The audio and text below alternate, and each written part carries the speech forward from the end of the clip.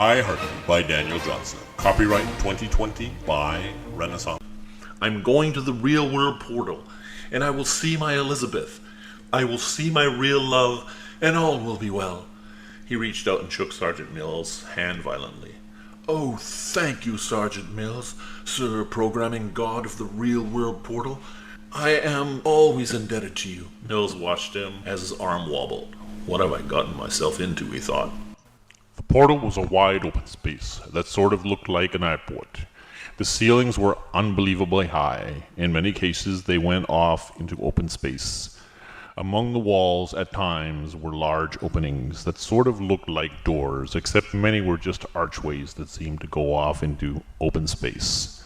Some of them led to darkness, some to light, some to undefinable colors. At irregular intervals on the floor, large pillars sprung up. They contained screens with information or video displays with various scenes. There was a cacophony of sound, but somehow it did not seem loud or overbearing. It mixed together to sound something like a dull murmur. Andre noticed that if he looked at one of the screens, he could make out what the individual voices were saying quite easily. Visit the stars and become a master of the universe, one said as pictures of stars and strange crafts were displayed. If wealth and power is your thing, come and build your own personal empire at Builders of Empire, said another. Andre wandered around, wide open. The room was endless. But aside from the displays, he was the only person there. He began shouting. Elizabeth, it's Andre. He shouted. Where are you?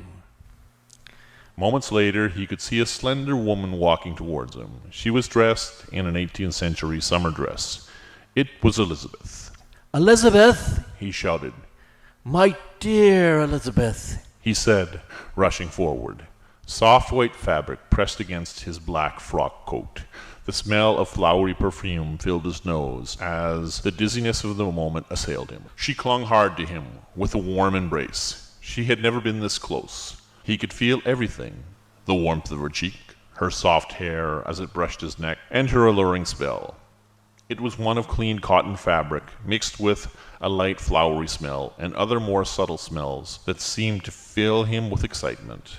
As he held her, in an instant he could feel her light weight and delicate form, the curve of her back and the slight swell of her breast as it pressed against him. Decency compelled him to pull away, but long-suppressed desire compelled her to hold him firmly against her. Oh, Andre, she said. I'm sorry, my dearest love. She held him harder. I don't know what came over me. She moved her head away from his shoulder a little, looking into his eyes. I'm sorry, my dearest love. I don't know what came over me. Can you ever forgive me? Of course, my Elizabeth, he said. Elizabeth, you're weeping, he said, looking at her supple face. What's wrong, my dear? He said, concerned. Nothing. Oh, absolutely nothing. She said, raising her white kerchief to her face and wiping her cheek. I love you so much.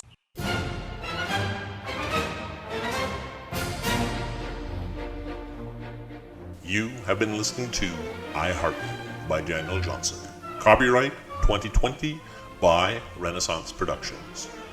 For this and other writings, go to genesis2112.com or search Sue Lee Daniel Johnson on Kindle, iBooks, or Barnes & Noble.